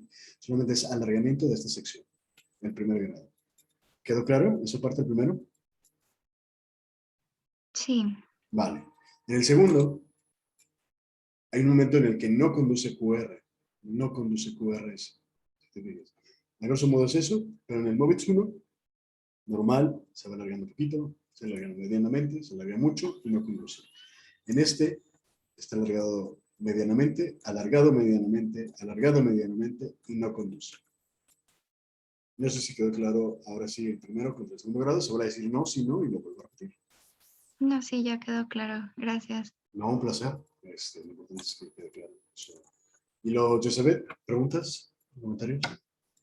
Solamente que, bueno, ya que localizamos lo que son estas alteraciones en un electrocardiograma, ¿cuáles serían las manifestaciones físicas de un paciente, doctor? Imaginemos que va a tener a lo mejor dificultad respiratoria, evidentemente va a tener, dependiendo de la frecuencia cardíaca, ¿no? Podríamos jugar a ver la frecuencia cardíaca, a ver si nos da. Imaginemos ¿Alguien se quiere atrever a sacar la frecuencia cardíaca? 30 cuadritos. Ajá, dijimos que era sumar 30 cuadritos Ver cuántos complejos QRS hay dentro y lo y multiplicas. multiplicarlo por 10. Ajá. Profe, yo calculé el de segundo grado de MOVIX 1 Ujú. desde el primer complejo que está justo en la línea y dentro del segmento de 30 cuadritos conté 4. Entonces, pues quiere decir que el paciente tiene 40 latidos por minuto. Correcto, y por tanto tiene bradicardia. Ajá, está bradicárdico. Exacto. Entonces su corazón está latiendo lento. Entonces imaginemos un paciente que su corazón late lento, va a estar somnoliento porque el corazón está moviendo muy poquita sangre a donde tenga que llevarla, ¿no? Porque no está llevando tan rápido, ni normal ni siquiera. Entonces, somnoliento, letárgico, entonces, esas son las manifestaciones que va a tener. Y todo derivado, y lo van a, o sea, todavía lo ven al paciente y ya saben cómo va a estar, solamente de haber aprendido a leer los bloqueos y sacar la frecuencia. Espero les sirva lo que les estoy diciendo y así. Y les esté pareciendo interesante además. Sí, de hecho, profe, entonces en ese caso que ya tiene bradicardia, bueno, yo quisiera saber, en ese tipo de situaciones se supone que tienen que darle ya un tratamiento entonces para elevar frecuencia cardíaca o qué tan rápido podría caer en un paro a partir de esa frecuencia tan baja. Dependiendo, si es un primer grado, Ujú. o inclusive un segundo grado, puede ser asintomático con respecto a que se sienta mal del corazón, ¿no? Que diga que tenga dolor torácico. O sea, hay veces que son crónicos y que son hallazgos incidentales como tal. Pero respondiendo estrictamente a tu pregunta, recordemos que la frecuencia cardíaca se puede aumentar por un montón de cosas. Si le metemos líquidos, aumenta el volumen, eso aumentará frecuencia cardíaca, gasto cardíaco y podríamos elevar la frecuencia cardíaca de alguna manera. Si les hacemos maniobras de Valsalva, que les hablé ayer de ellas, el masaje carotidio, pues aumentando la frecuencia cardíaca, ¿no? Por los vasoreceptores carotidios, etcétera. Si le usamos, por ejemplo, alguna amina vasoactiva, cronotrópica, entonces celebramos frecuencia cardíaca. Entonces podemos hacerlo de maneras distintas, pero evidentemente hay que ir paso a paso, no iremos directamente a las aminas si inicialmente se resolvió con la introducción y la administración de grandes cantidades de líquidos, por ejemplo. No sé si respondí tu pregunta y tu comentario. Sí, sí, ya, muy claro. Entonces podría ser como aumento del volumen sanguíneo y también reposición de los electrolitos, ¿verdad? Sí, y ahora vamos a los electrolitos. Imaginemos que tiene una depletación de potasio, de sodio, puede darnos bloqueos y puede darnos estas partes de ralentizar la conducción eléctrica. Por eso es tan importante la homeostasis y tan importante lo que vimos en clases múltiples sobre electrolitos, séricos y sobre la medición de los mismos, ¿no? Y vamos abarcando y conjuntando toda la información que vimos en las clases en algo aplicable. Ok, perfecto. Súper. Entonces, saber que estas, las derivaciones, bueno, no sé si ya quedan claros los bloqueos per se.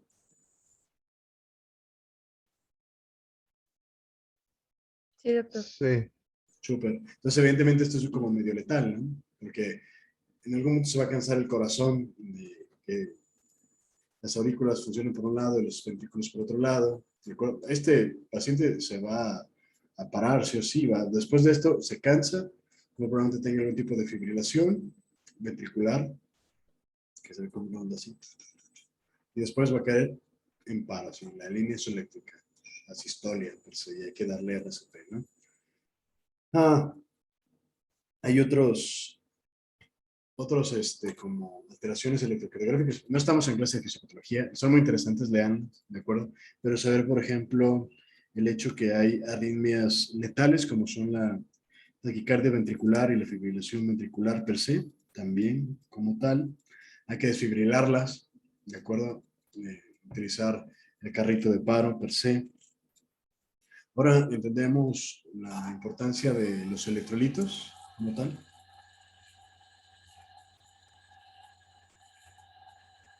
Sí, ¿no? Bueno, lo tomaré como un sí. Potasio, sobre todo, en la onda T hay que tener vamos a ver cambios electrocardiográficos en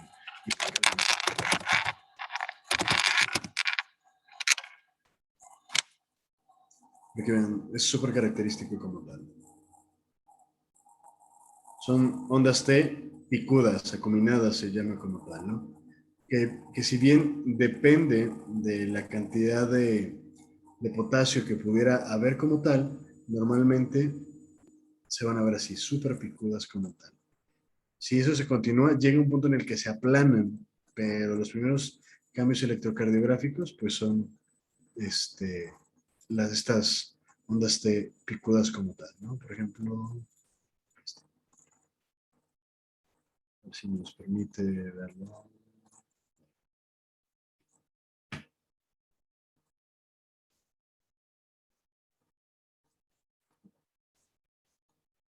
Si se fijan, normalmente tendrían que estar como así, ¿no? Normalmente se van a ver en las precordiales, pero prácticamente en todas está súper elevada la onda T, ¿no? ¿Sí lo alcanzan a apreciar? Sí, sí podemos verlo. Súper. Y se fijan, un paciente tiene un potasio de 8.6, cuando la máxima del rango superior es 5, entonces tiene bastante potasio y hay que ponerle medidas antihipercalémicas. Hay que usar gluconato de calcio, furosemida, una solución polarizante que es solución glucosada más insulina y salbutamol. Esas son las 4 medidas antihipercalémicas en un paciente en urgencias para bajar el potasio. Para que se meta a la célula o para que sea depletado por orina, sí o sí. ¿De acuerdo? Una vez que eso suceda, pues la onda T tendrá que ser normalita, así redondita, bonita, etc. ¿De acuerdo? ¿Dudas con respecto a la hipercalemia y cómo se vería en un electrocardiograma?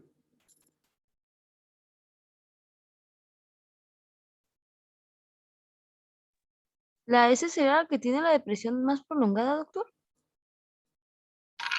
Aquí se ve más prolongada, sí, porque va a tratar nuevamente de compensar eh, que la transmisión eléctrica se dé, pero a final de cuentas el potasio sabemos que es un ion que nos ayuda a la contracción muscular, sí, y a nivel miocárdico en la recepción. Entonces, si hay más potasio, no solamente va a haber mayor actividad a nivel ventricular, mayor despolarización y mayor tiempo dormido, porque aparte están, se fijan, más ancho, ¿no? Normalmente ese es como un mini piquito, así. Pero no solamente está profunda, sino está ancha, ¿cierto? Pues habla de que la exploración es mayor, que está tardando más tiempo en el proceso de exploración, ¿de acuerdo? Y también está tardando bastante en el proceso de repolarización ventricular, que es lo que significa las ondas P a final de cuentas. No sé si respondí tu pregunta. Sí, doctor. Está bien. Súper, creo que no hay muchos comentarios, afortunadamente, todos son agregados. Y me gustaría solamente pasar a la parte de los marcapasos. Sabíamos que está, a grosso modo, el nudo sinusal, el aurículo ventricular, ¿de acuerdo? Y luego pasar a las de His, como tal, en las ramas izquierda-derecha. Y creo que se los había comentado. Si el nodo sinusal no funciona, por lo que sea, porque hay un infarto aquí, porque hay una lesión ahí, lo que sea, el impulso va a tratar de empezar en otra parte, a lo mejor en el nodo auriculoventricular, y de ahí va a tratar de distribuir la energía hacia las aurículas, y va a tratar de distribuir a los ventrículos. Obviamente va a ser mucho más lento, hemos visto que el voltaje es menor conforme avanza, al final de cuentas, pero va a tratar de hacerlo, y eso se les llama marcapasos ectópicos. El marcapasos sinusal es el normal, de aquí para acá, y luego para acá, y luego para acá, pero si no, existen los marcapasos ectópicos. Es decir, cuando no funciona el normal, el sinusal, se brinca a cualquiera de los otros, ¿no? Para tratar de sobrecompensar. No sé si quedó claro lo de los marcapasos ectópicos.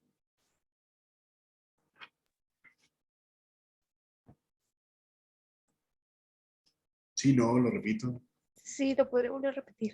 Claro, voy a tratar de poner una imagen. Marcapasos.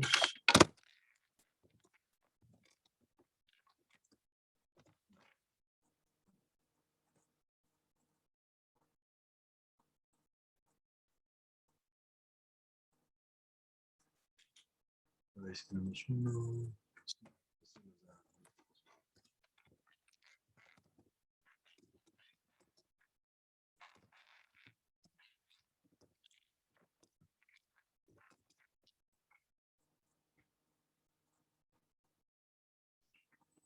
No me gusta.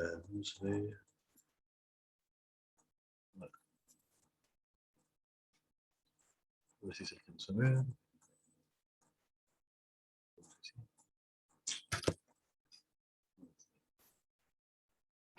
De acuerdo. Normalmente sabemos que aquí está el nodo sinusal, ¿cierto? O el marcapaso sinusal que irá hacia el nodo auriculoventricular, ¿cierto?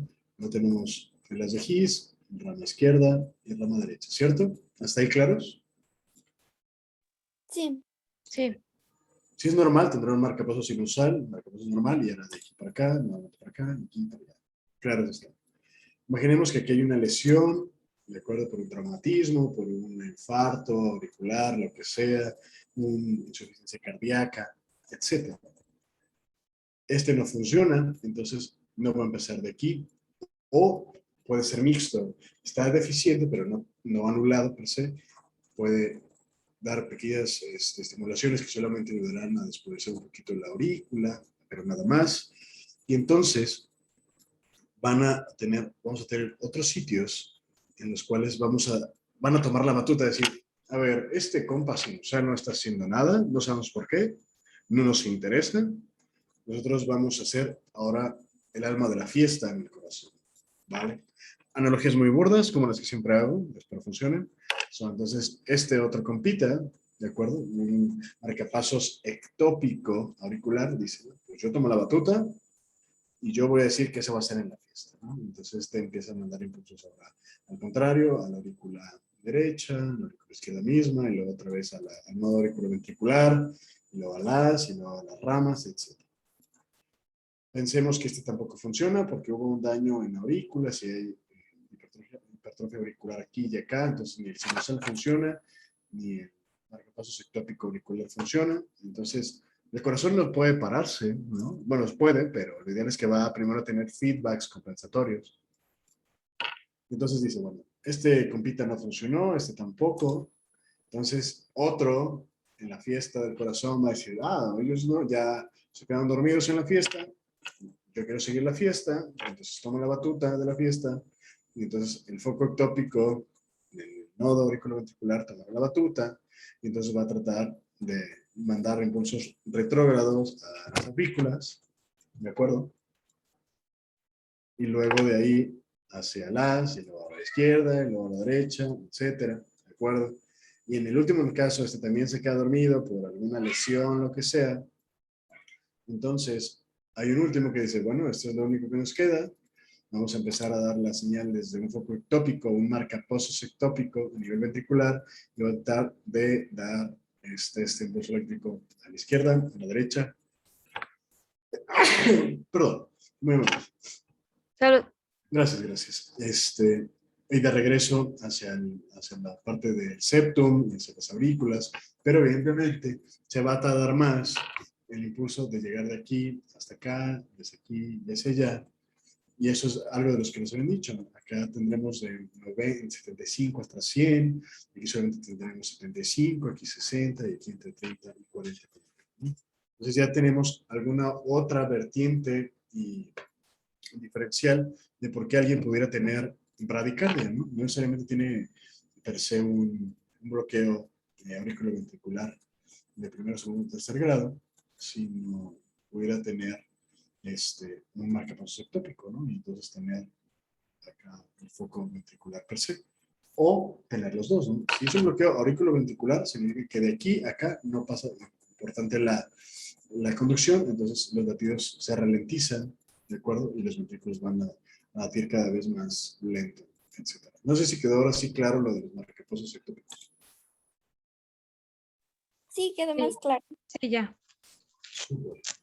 ¿Preguntas?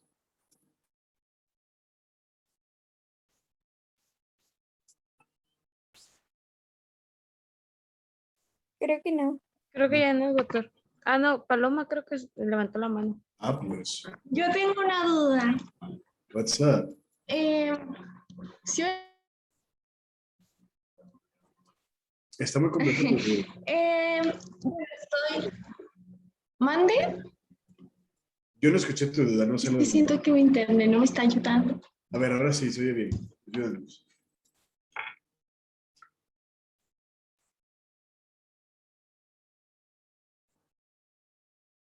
La otra es que puedes escribir en el chat tu duda, también nos funciona. Si no puedes hablar o lo que sea, puedes escribirnos.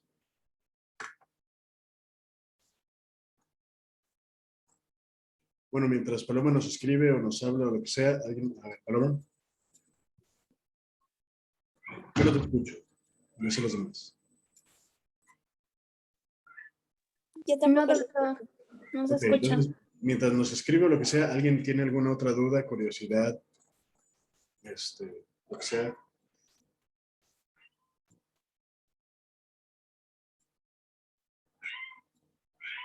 Hablen ahora o callen para siempre. No es cierto. Doctor, solamente para como que quede un poquito más claro. Entonces, el foco ectópico, perdón, es como básicamente una reacción del cuerpo o en este caso del corazón para poder anivelarlos, alguna falla que tenga, ¿verdad? Recordemos, sí, la respuesta estricta y corta es sí. Recordemos que, y ampliada sería, recordemos que el organismo está diseñado para tratar de llegar a la A la homeostasis. homeostasis. Ajá, Voilà. ya. Entonces trata de... Gracias. Sí, sí. Entonces no sé si Paloma ya estás lista, nos vas a escribir. No sé si a lo mejor me puedes escribir en el chat o en mi WhatsApp directamente. Vamos a ver. No tengo WhatsApp, pero podrías hacerlo también. ¿Alguien más tiene alguna duda? ¿No? Yo, doctor, había leído algo sobre los periodos refractarios, pero no, o sea, no entendí bien como las diferencias entre el absoluto y el otro, ay, no me acuerdo cómo se llamaba, Relativo. al relativo, porque creo que era algo como que la capacidad que tiene una célula de volver de la membrana de volver a excitarse antes de llegar a su potencial de reposo o algo así, pero no me quedó completamente claro. Independientemente de que estemos hablando de corazón, ¿alguien recuerda o tiene alguna idea? Porque esto de los periodos los vimos en el potencial de acción per se en general. Entonces, ¿alguien recuerda algo sobre potenciales de acción? Sobre todo estos periodos absolutos y relativos.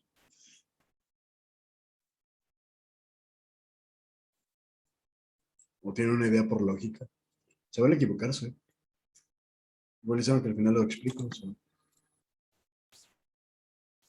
vas a decir? Recuerdo que, Ajá. bueno, Sí. que era necesario que llegara un punto en que se despolarizaran las células para poder iniciar con el, ¿cómo se llama? Ay, ¿cómo se llama? Que hace que se activen los canales de sodio para poder... Potencial de acción, ¿no? Ajá.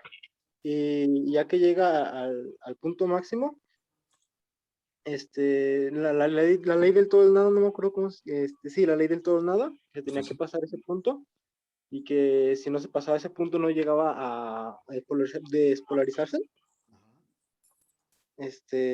Y ya pues iniciaba el ciclo de nuevo. Algo así tenía. De acuerdo, hasta ahí estamos bien, pero imaginemos que llega un punto en el que el potencial de acción está en su clímax como tal, que por más que pudiéramos volver a excitar a la célula mediante canales iónicos y que esto se transformará en una corriente eléctrica per se, no va a hacer que se despolarice más. ¿De acuerdo? Entonces, por más que le sigas poniendo impulso eléctrico, no se va a despolarizar. En el periodo de repolarización como tal, va nuevamente a tratar de llegar a esta electronegatividad como tal.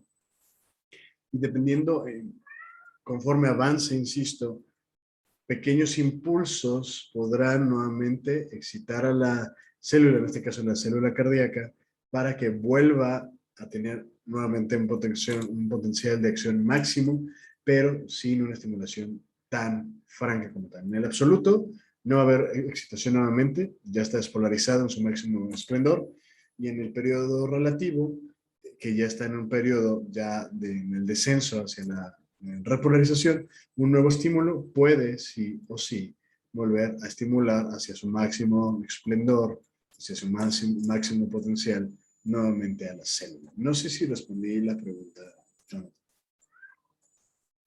Sí, doctor. Super. Entonces, pues no tengo WhatsApp de Paloma Lomelí. No sé, no hay nada en chat. No sé si estás ahí todavía, Paloma. Profesor, a mí ya me dijo Paloma su duda para que se la expresara yo por... Súper, Diego, súper. Me dice que es respecto a las taquicardias, que como en las taquicardias van a estar más presentes los complejos QRS, que en estas cree que va a desaparecer alguna onda P o T, pero no sabe exactamente cuál de las dos. Qué buena pregunta. Existen como grados de taquicardias, sobre todo podemos tener una taquicardia que esté aumentada por encima de los 120, ¿de acuerdo? Y sí va a haber mayores presencia de complejos QRS, pero todavía no van a desaparecer ni la onda P ni la onda T. Si seguimos avanzando y sigue habiendo esta hiperestimulación y por tanto sigue habiendo un aumento de esta taquicardia, de acuerdo, por encima de 250, por ejemplo, inclusive las primeras ondas en desaparecer van a ser las P, probablemente después puedan desaparecer las Q y tener el desprendimiento completo de eso. Y entonces ya tendríamos una taquicardia ventricular como tal que pudiera convertirse posteriormente en una fibrilación ventricular, de tal suerte que ya ni siquiera se va a poder definir un complejo per se QRS. De hecho, déjenme buscar una imagen para ver, quede mucho más claro, porque a lo mejor verbal se escucha bonito, pero más, queda mucho más anclado el conocimiento si vemos una imagen. Al menos yo soy súper visual, entonces a lo mejor algunos de ustedes son mucho más auditivos y solamente con escuchar mi voz ya se les quedó, pero podemos complementarlo, ¿vale?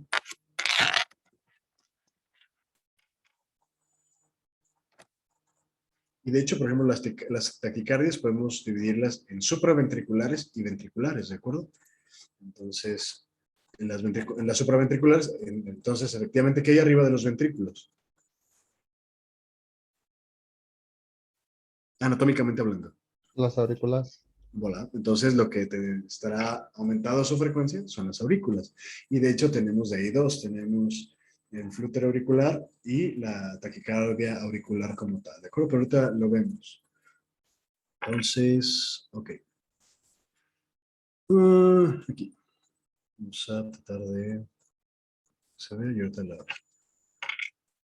se los comparto.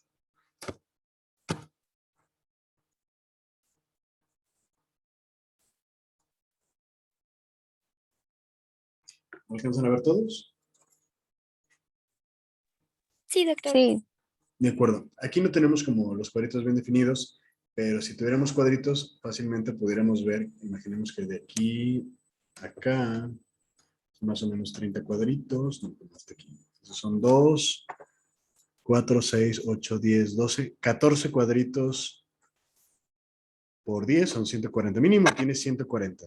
O sea, es mucho más fidedigno hacerlo con los cuadritos del electrocardiograma, pero mínimo tiene 140, es un hecho, ¿no? Si esto se sigue perpetuando, entonces en algún punto se va a fatigar por tanta excitación del ventrículo como tal, de los ventrículos per se, y entonces tendremos una fibrilación ventricular donde hay un patrón desorganizado completamente como tal, y esto está a nada de convertirse en una sistolia, es decir, en un paro cardíaco per se. No sé si queda clara la diferencia entre taquicardia y fibrilación ventricular. ¿Qué es lo más así evidente a súper burdo, súper a grosso modo, la diferencia entre uno y otro? Pues que en la taquicardia el corazón late muy, muy rápido y en la fibrilación está como que todo disparejo, o sea, como que sí late, pero laten cosas disparejas o hay cosas que no laten así, ¿no? En Como este que caso, estuviera temblando. ¿Pau? O sea que no llega a un ritmo en sí, sino que simplemente es como pues, temblar, Sí. vibrar, hasta Ujú. Fibrilar. eso diferencia con Es que literalmente está fibrilación. Ajá. fibrilando, ¿de acuerdo? Entonces, es un ritmo organizado, no es sinusal, porque no tenemos las P's y las T's, ¿cierto? Pero es organizado, ¿cierto? Es regular. No es sinusal, pero es regular, ¿cierto? Porque todas son iguales. Y aquí es irregular, ¿estamos de acuerdo? Sí. Súper. Vamos a ver taquicardia supraventricular.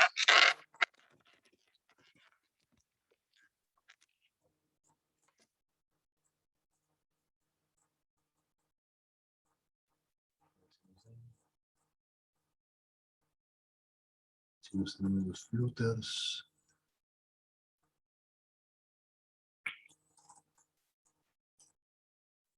Vamos a buscar directamente flutter.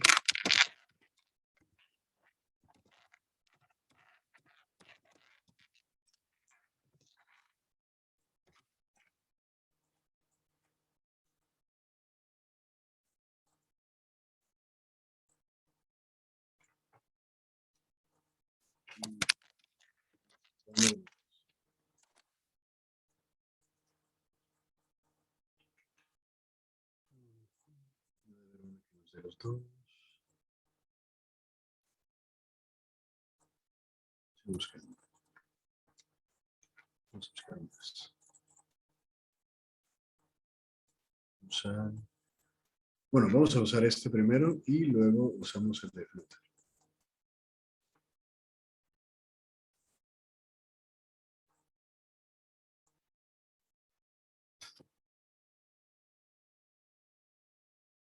¿Se alcanza a ver?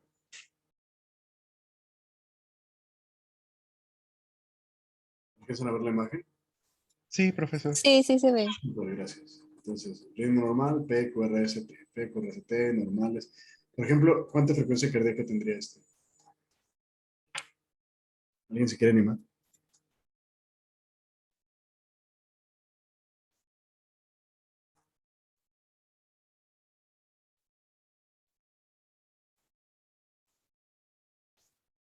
¿80? Súper. Y acá, por ejemplo, si se fijan, la fibrilación auricular, los complejos QRS están respetados, ¿estamos de acuerdo? Todos son iguales, están normales, pero previo a esto, las aurículas están en chinga, ¿sí? Sí, fibrilando como tal, ¿no? Entonces no están rítmicas, ni bonitas, ni nada, ni regulares como tal. Clara la fibrilación auricular, ¿cómo se vería? De muchos onditas muy pegaditas, a veces ni se alcanzan a ver de tan pegaditas que están, comparado con un ritmo sinusal. ¿Queda claro?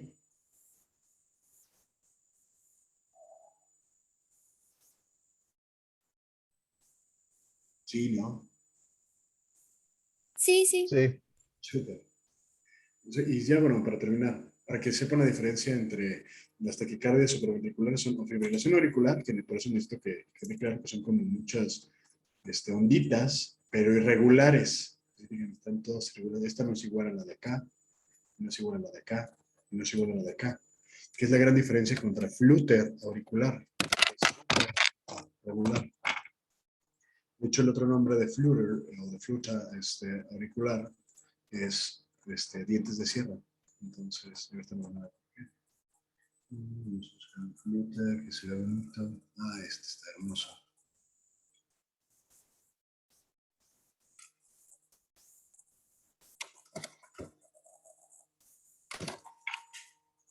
¿Ven los dientes de sierra? Se parece como si fuera un serrucho.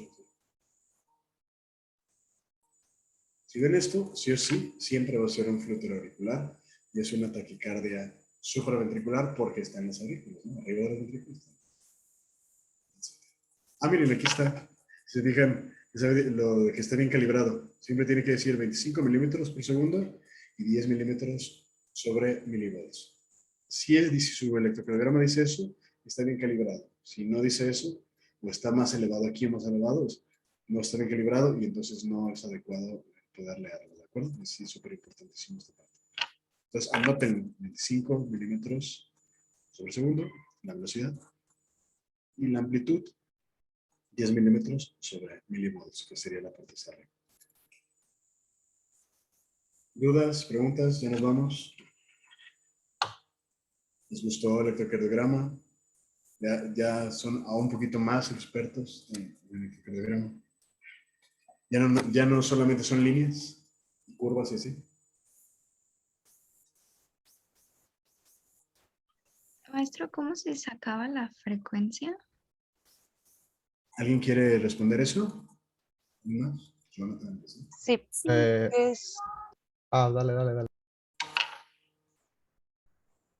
Ah, ¿quién sea de los dos?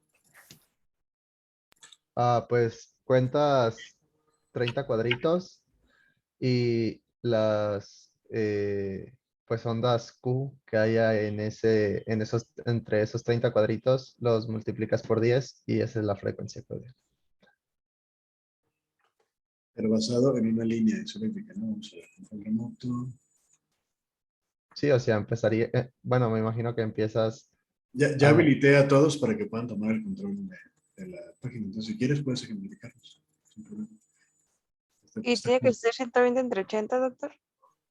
¿Entre 80? No, ahorita lo volvemos a... 80 es el resultado. ¿De acuerdo? ¿Alguien quiere tomar el control y explicar? Pero, ¿cómo se hace eso? Tienes que pedir literalmente en la compartición, en alguno de tus barras de herramientas, debe decir control remoto. Y lo puedes pedir. Yo la tengo en la parte superior y dice control remoto. Ya. Se supone que ya lo puedes usar. ¿Ya ven mi mouse? Apriétale a la pantalla para que se amplíe. Ahí está. Ya. Ajá. Bueno, pues primero lo que yo haría sería fijarme en la primera onda Q que hay y después empezaría a contar 30 cuadritos. 1, 2, 3, 4, 5, 6, 7, 8, 9, 10, 11, 12, 13, 14, 15, 16, 17, 18, 19, 20, 21, 22. ¿Qué pasa ahí? ¿Qué pasa ahí si no hay 30? Pues bueno, yo lo que haría sería contar de este lado, porque supongo que se va a como repetir. Sí, de alguna manera, pero podemos hacerlo de manera indirecta. Yo sé que nos metimos a medicina porque no nos gustaban las matemáticas, pero podemos hacer el contar 15 cuadritos y en vez de multiplicarlos por 10, Ajá, hacer una... regla de 3. Ajá. Sí. Entonces cuenta 15 y multiplícalo por 20. 1, 2, 3, 4, 5, 6, 7, 8, 9, 10, 11, 12, 13, 14, 15.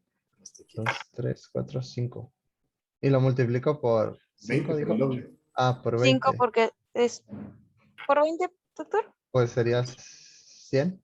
Exacto. Y ya también saben otra manera secundaria, si no tienen un electrocardiograma porque se les acabó el papel o lo que sea, y nada más les da 15 cuadritos y no 30, también ya lo saben sacar.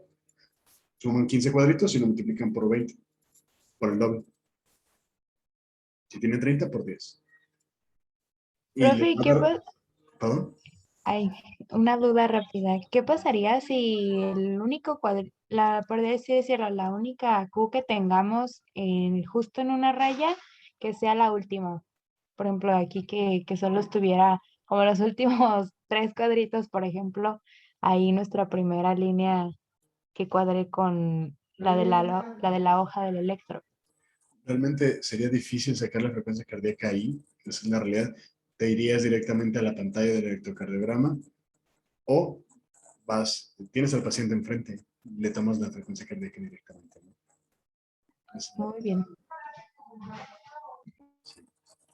No sé si quedó claro ahora sí lo de la frecuencia, cómo sacar la frecuencia cardíaca. Esto, doctor, se puede hacer bueno, ya ve que en el EKG sale como BF, BL, todo eso. Sí. ¿Y eso se puede hacer en cualquiera de esos o hay alguno específico en el que se tiene que hacer? No, se puede hacer en cualquiera de esos, pero al final de cuentas, si tienes uno que tiene como más claras la onda R, pues es mucho más fácil. Ok.